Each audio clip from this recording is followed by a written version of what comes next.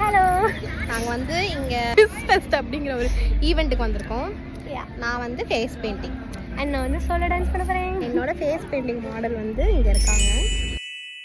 So பார்க்கலாம் நாங்கள் ஜெயிக்கிறோமா இல்லை ஜெயிக்கிறோமா இல்லை ஜெயிக்கலையான்னு.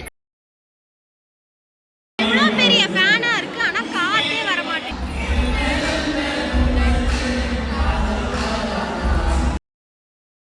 ஒரு வழியாக ஃபேஸ் பெயிண்ட் முடிஞ்சுது. Let me bringing my model. இந்த சைட் பார்த்து என்னோட தீம் வந்து ஸ்பேஸ் அண்ட் கேலக்ஸி.